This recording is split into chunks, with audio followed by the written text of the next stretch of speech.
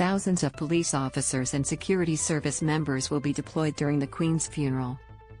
Mourners and dignitaries from around the world have descended on London to farewell Queen Elizabeth II on Monday night. Watch the video above, the wild conspiracy behind King Charles' security. Catch all of your favorite shows on Channel 7 or stream free on 7plus. In anticipation of the major event, some 10,000 police officers will be tasked with maintaining the peace. London Mayor Sadiq Kh said it was an unprecedented challenge. "It's been decades since this many world leaders were in one place," he said. "This is unprecedented in relation to the various things that we're juggling." In addition to the more than 10,000 officers, hundreds of volunteer marshals and members of the armed forces will also act as stewards along the processional route. But those are just the visible parts of the security detail. Street drains and garbage bins in key locations have been searched and sealed. In addition to officers on the ground on Monday, there will be police on roofs, sniffer dogs on the ground and marine officers along the River Thames. Drones have also been banned from flying over central London. The resources dedicated to the funeral are expected to eclipse those deployed during the 2012 London Olympics. Former Royalty Protection Officer Simon Morgan gave an insight as to the extent of the planning.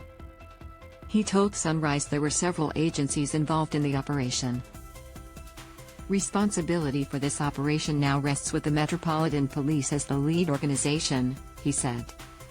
"But there's so many others that feed into that. MI6 and MI5 feed into that intelligence picture, along with the Five Eyes project that we're all a part of. So, yes, it's very much a multi-agency approach. As for what officers will be looking for," he said, "it was anything that stood out from the crowd. With regards to this event, we're looking for what we expect to see and what we don't expect to see," he said. "We really narrow that down to the crowd, the people that have come to pay their respects. Obviously, we look at a dignified, respectful crowd, but also what is going on within that crowd." And that was highlighted on Saturday, where somebody who had queued for 14 hours tried to pull the standard from the Queen's coffin while she lay in state at Westminster Hall.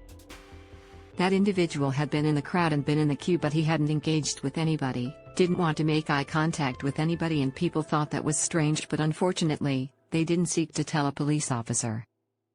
The funeral, attended by just over 2,000 people, will take place at Westminster Abbey at 8 p.m. EST before a committal service is held at St. George's Chapel.